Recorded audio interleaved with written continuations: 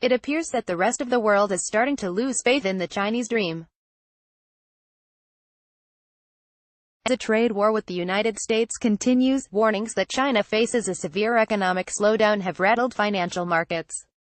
Companies, such as Apple, have downgraded their profit forecasts amid anxiety about a slowdown. Investors are reassessing their view of China as an economic superpower, which promises benefits for the rest of the world for many decades to come. Signs of trouble. It is rare to find respected economists within China who are prepared to challenge the official government line.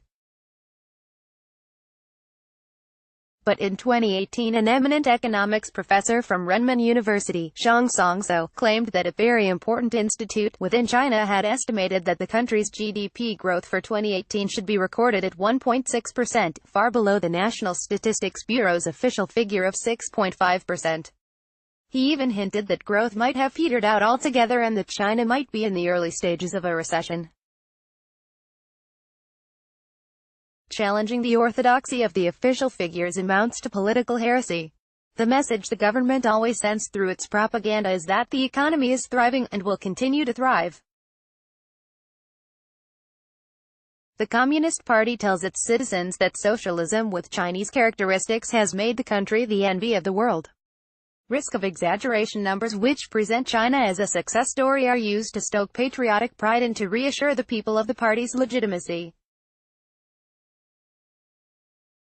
This creates a strong temptation for those recording the information to present the government with whatever it wants to hear, rather than offer an honest breakdown of the numbers.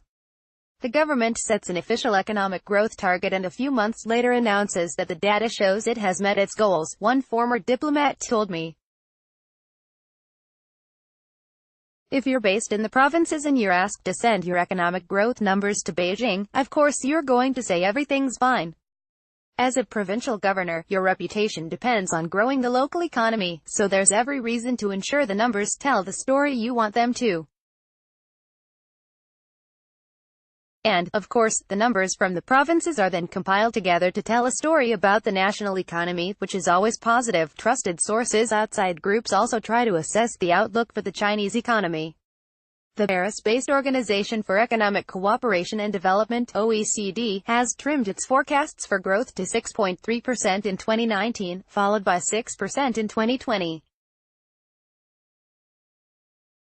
That would mark the slowest expansion in the Chinese economy since 1990. The OECD's China expert, Margaret Molnar, warns that the forecasts could be lowered further if the United States-China trade war intensifies. President Donald Trump has threatened to scale up the dispute. If he does so, it will inevitably have a further negative effect on China's exports, imports, and its currency, the yuan. Troubled climate. If China's economy grinds to a halt, the international consequences would be severe. China has accounted for about a third of the growth of the global economy in recent years. The outlook for other major economies is also uncertain. Japan must brace itself for a rise in sales tax in the autumn, and in the United States the beneficial effect of President Trump's tax cuts of 2017 are quickly wearing off.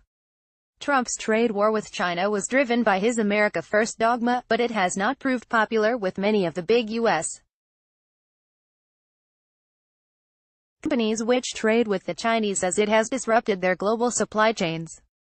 It has also hindered many businesses from Japan which use China as their manufacturing base.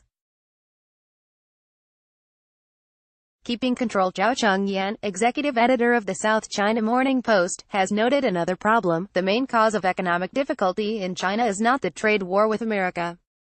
It's more to do with the structural issues. A lot of people want the government to offer stimulus to the economy, but other strong voices say it should restructure the system. I believe that the Chinese Communist Party is facing a crisis.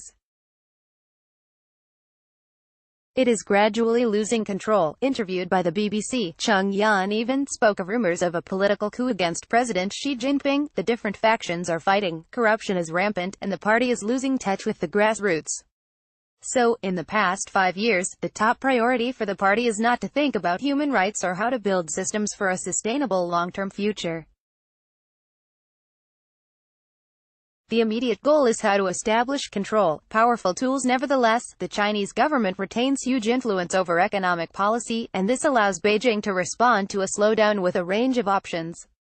Janet Henry, global chief economist at HSBC, expects the government to intervene. In the past, China had responded quite aggressively to economic pressures.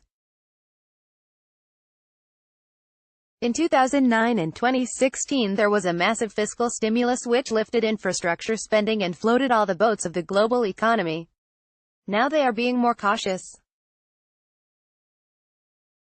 We hear almost daily of measures, such as selective monetary easing, VAT cuts, and corporate tax cuts, as well as the injection of more money into the banking system to improve the supply of funds, said Henry. However, she believes that the international impact will be limited. It's more about the stability of domestic growth rather than lifting the global economy in the way that we've become used to. In the past, other experts, both within China and abroad, believe the best response is for China to recommit to the reform program, which appears to have stalled under President Xi. Yukon Huang is a former World Bank director for China, now working at the Asia program of the Carnegie Foundation for International Peace. He says, in the past, the Chinese economy was largely based upon investment in infrastructure and industrial production, with strong party-led central control.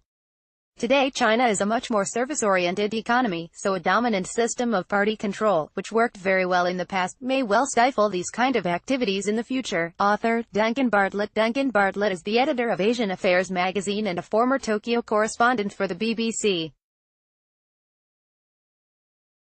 He also runs the news portal Japan Story and is a regular contributor to Japan Forward.